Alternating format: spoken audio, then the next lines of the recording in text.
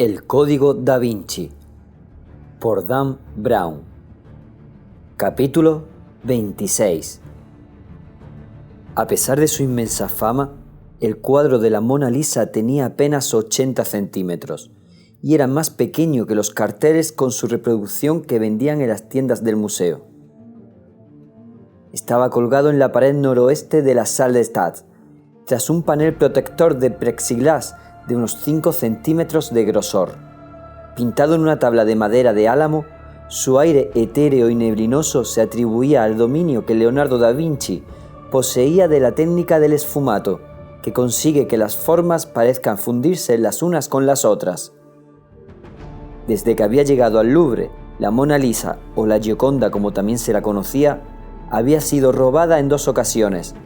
La última en 1911, cuando desapareció de la Salle Impenetrable del Louvre, el Salón Carré.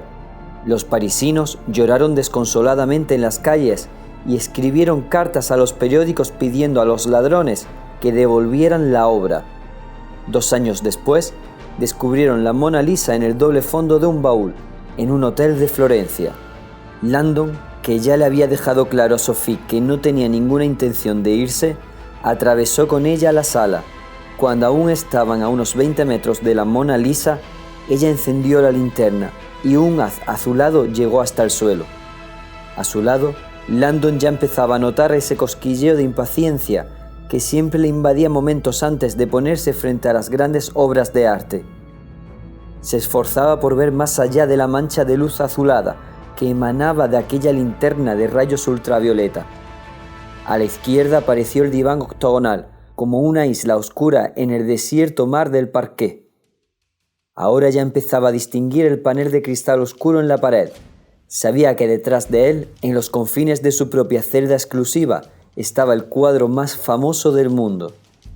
Y sabía también que aquel mérito, el de ser la obra de arte más famosa del mundo, no le venía de su enigmática sonrisa, ni de las misteriosas interpretaciones atribuidas a muchos historiadores del arte y a los defensores de las teorías conspiratorias. No, las cosas eran mucho más sencillas. La Mona Lisa era famosa porque Leonardo aseguraba que era su obra más lograda. Siempre que salía de viaje se la llevaba consigo, y si le preguntaban por qué lo hacía, respondía que le resultaba difícil alejarse de su expresión más sublime de la belleza femenina. Con todo, muchos historiadores del arte sospechaban que la devoción que Leonardo profesaba por su Mona Lisa no tenía nada que ver con lo artístico. En realidad, aquel cuadro era un retrato bastante corriente realizado con la técnica del esfumato. Eran muchos los que aseguraban que su pasión nacía de algo mucho más profundo, un mensaje oculto entre las capas de pintura. En realidad, la Mona Lisa era una de las bromas mejor documentadas del mundo. Muchos libros de historia del arte demostraban que el cuadro era un collage de dobles sentidos y alusiones jocosas y, sin embargo, por increíble que pareciera, la mayoría de la gente seguía considerando aquella sonrisa como un gran misterio. Ningún misterio, pensó Landon, adelantándose un poco y viendo ya el marco del cuadro. Ningún misterio. Hacía muy poco había compartido el secreto de la Mona Lisa con un grupo de personas bastante atípico, una docena de internos de la cárcel del condado de Essex. El seminario que daba Landon en aquella institución penitenciaria formaba parte de un programa de la Universidad de Harvard que tenía por objeto incorporar la educación al sistema de prisiones. Cultura para convictos, como a los compañeros de Landon le gustaba llamarlo. De pie, junto al proyector de diapositivas, en la penumbra de la biblioteca de la cárcel, Landon había compartido el secreto de la Mona Lisa con los presos que asistían a clase. Hombres que sorprendentemente mostraban un gran interés y que a pesar de su dureza eran inteligentes. Tal vez os hayáis dado cuenta, les dijo Landon acercándose a la imagen de la Mona Lisa proyectada en la pared, de que el fondo que rodea la cara no es uniforme. Señaló la zona en cuestión. Leonardo pintó el horizonte de la parte izquierda bastante más bajo que el de la derecha. ¿La cagó sin querer?, preguntó uno de los internos. Landon soltó una carcajada. No era su costumbre. En realidad es uno de sus trucos. Al pintar más bajo el horizonte del lado izquierdo, Leonardo consiguió que la Mona Lisa pareciera mucho más grande de ese lado que del otro. Una pequeña broma de consumo interno. Históricamente, a los conceptos de lo masculino y lo femenino se les ha atribuido lados. La izquierda es lo femenino y la derecha lo masculino.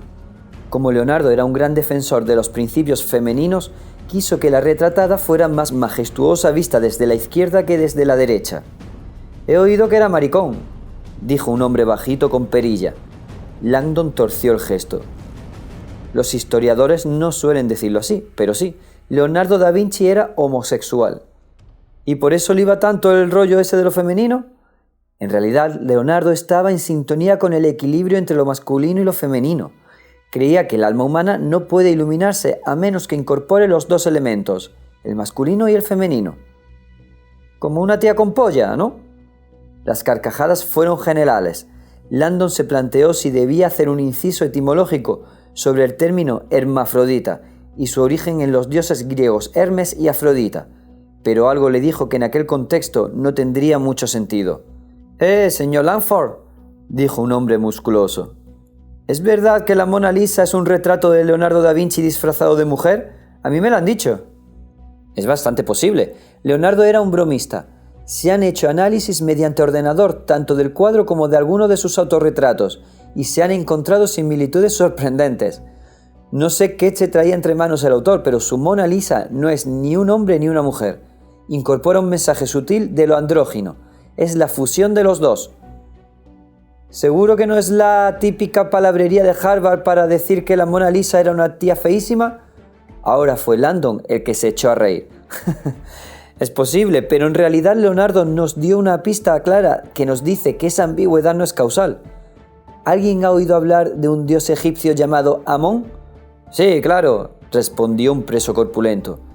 «El dios de la fertilidad masculina». Langdon se quedó mudo de sorpresa. «Lo pone en todas las cajas de condón de Amón». El musculoso sonrió. «Tienen el dibujo de un hombre con cabeza de carnero y debajo pone que es el dios egipcio de la fertilidad».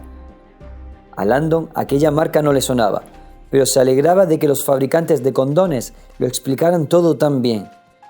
«Pues sí, es cierto, Amón se representa como un hombre con cabeza y cuernos de carnero, y por su promiscuidad es lo que hoy en día llamaríamos un cachondo. ¿Y sabe alguien quién es su equivalente femenina? ¿La diosa egipcia de la fertilidad?» La pregunta fue seguida de varios segundos de silencio. «Era Isis», les dijo Langdon cogiendo una tiza. «Así que tenemos al dios masculino Amón», escribió el nombre en mayúsculas en la pizarra, y a la diosa femenina Isis, cuyo antiguo pictograma fue durante una época Lisa. Langdon terminó de escribir y se alejó del proyector. Amón Lisa. ¿Os suena de algo? «Mona Lisa, me cago en...», murmuró un interno. Langdon asintió. «Señores, no es solo que la cara de la Mona Lisa tenga un aspecto andrógino, es que su nombre es un anagrama de la divina unión de lo masculino y lo femenino. Y ese, amigos míos, es el secretillo de Leonardo y lo que explica la enigmática sonrisa de la mujer del cuadro». «Mi abuelo ha estado aquí», dijo Sophie poniéndose al momento de rodillas, a menos de 3 metros del cuadro. Enfocó con la linterna un punto del suelo del parqué. Al principio Langdon no vio nada, pero al arrodillarse a su lado se fijó en una gotita seca que se veía fosforescente a la luz. ¿Tinta? De pronto recordó para qué usaba la policía aquellas linternas especiales. Sangre. Se puso alerta. Sophie tenía razón. Jacques Saunier había ido a ver a la Mona Lisa antes de morir. «No habría venido hasta aquí si no hubiera tenido algún motivo», susurró Sophie poniéndose de pie. «Sé que me ha dejado un mensaje por aquí». Cubriendo la escasa distancia que la separaba del cuadro, iluminó la franja de suelo que quedaba justo delante de la obra, pasando la luz varias veces por aquella zona. «Aquí no hay nada». En aquel momento, Langdon vio un débil resplandor púrpura en el cristal protector que la Mona Lisa tenía delante. Cogió la mano de Sophie y se la levantó para que iluminara bien el cuadro. Los dos se quedaron estupefactos. Sobre el cristal brillaban 4 palabras violáceas, escritas directamente sobre el rostro de la Mona Lisa.